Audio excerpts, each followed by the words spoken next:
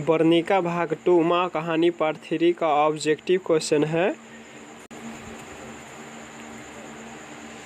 Question number first, Mangu किस कहानी की पात्र है? तो दही वाली मंगमा की नहीं है, नगर की नहीं है, ढहते विश्वास की नहीं है। कि मंगू किस कहानी के पात्र है? तो माँ कहानी के पात्र है। मंगू किस कहानी की पात्र है? तो माँ कहानी की पात्र है।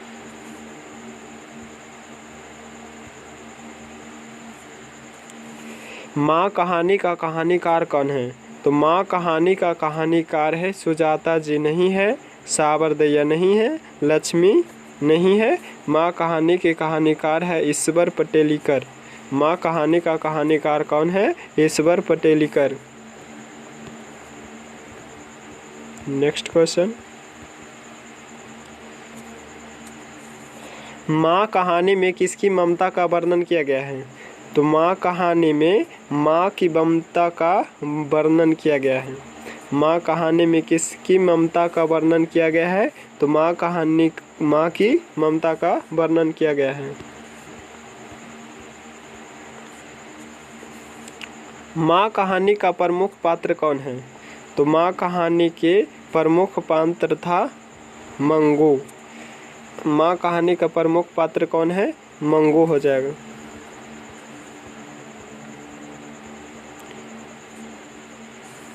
मंगू कैसी लड़की थी?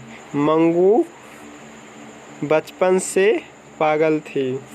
मंगू कैसी लड़की थी? तो बचपन से ही पागल थी, मतलब जन्म से ही पागल थी। मंगू कैसी लड़की थी? जन्म से ही पागल थी।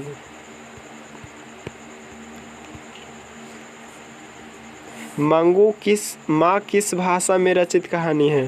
तो माँ गुजराती भाषा में रचित कहानी है। ईश्वर पटेलीकर की रचना है। तो ईश्वर पटेलीकर की खून की सगाई है और माँ। खून की सगाई और माँ। ईश्वर पटेलीकर की रचना है खून की सगाई माँ। माँ कहानी किसके द्वारा लिखा गया है?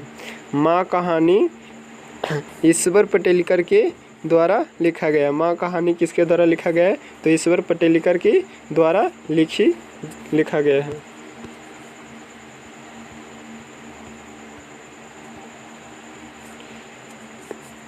माँ कहानी में कौन पागल था? माँ कहानी में कौन पागल था? माँ कहानी में मंगू बचपन से ही पागल थी।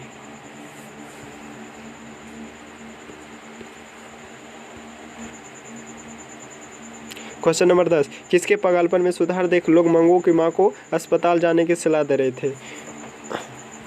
तो कुसुम के पागलपन में सुधार देखकर मंगू की माँ को अस्पताल जाने की सलाह दे रहे थे।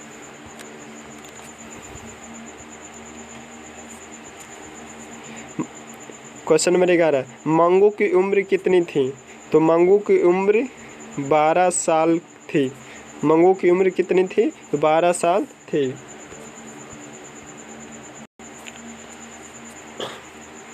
मंगू की माँ को कितने पुत्र थे? मंगू की माँ को कितने पुत्र थे? तो मंगू की माँ को 2 पुत्र थे, एक बड़ा बेटा और एक छोटा बेटा था। मंगू की माँ को कितने पुत्र थे? 2 पुत्र थे। मंगू जिस अस्पताल में भर्ती होती है वहाँ के कर्मचारी कैसे थे? तो मंगू जिस अस्पताल में भर्ती होती है वहाँ के कर्मचारी व्यवहार कुशल थे।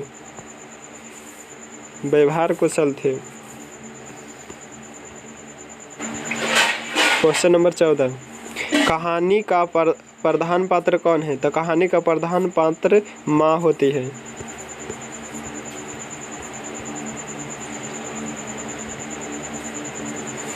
इस तरह पागल पुत्री को तो एक माँ ही पाल सकती है, यह किसकी युक्ति है? इस तरह पागल पुत्री को तो एक माँ ही पाल सकती है, यह समाज के लोगों की युक्ति है। इस तरह पागल पुत्री को तो एक माँ ही पाल सकती है, यह समाज लोगों की उक्ति है। समाज लोग कहते थे।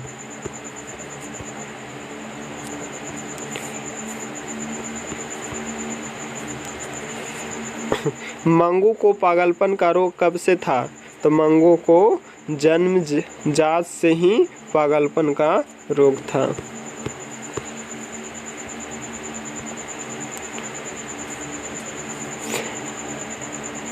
माजी में मंगू को अस्पताल में भर्ती कराने के बाद क्या परिवर्तन हुआ? तो माजी में मंगू को अस्पताल में भर्ती कराने के बाद वह भी पागल हो गई। माँ भी पागल हो गई थी। मंगू को जब अस्पताल में भर्ती कराई थी तो घर आने के बाद माँ उसी के बारे में सोच रही थी, मंगू के बारे में, और सोच कर माँ भी मंगू की श्रेणी में मिल गई थी।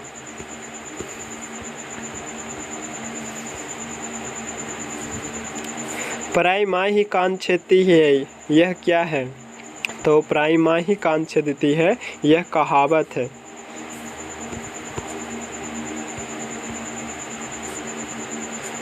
किसने कहा था कि अगहन महीना में मंगू ठीक हो जाएगी? तो ज्योतिषी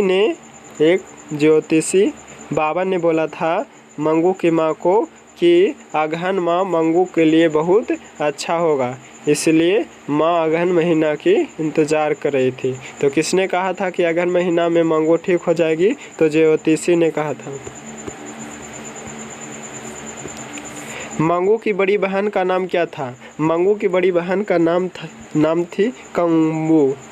मंगू की बड़ी बहन का नाम थी कम्मू। मंगू की बड़ी बहन का नाम क्या थी? तो कम्मू थी।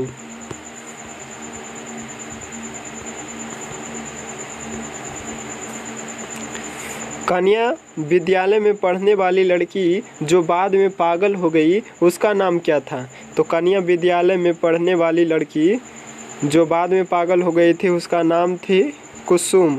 और कुसुम जब हॉस्पिटल में भर्ती हुई थी तो 3 महीने में ठीक होकर घर लौटी।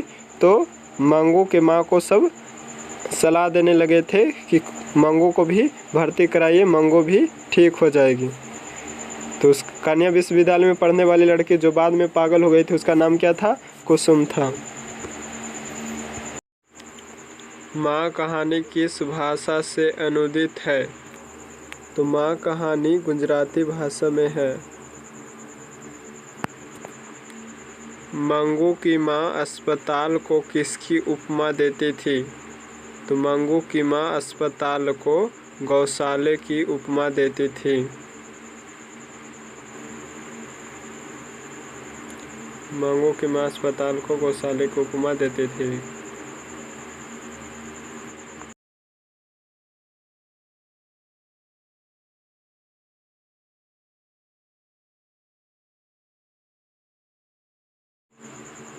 मंगू को लोग कहाँ भर्ती कराने की सलाह देते थे? तो मंगू को लोग अस्पतालों में भर्ती कराने की सलाह देते थे। मंगू को लोग कहाँ भर्ती कराने की सलाह देते थे? तो अस्पतालों में भर्ती कराने के लिए सलाह देते थे।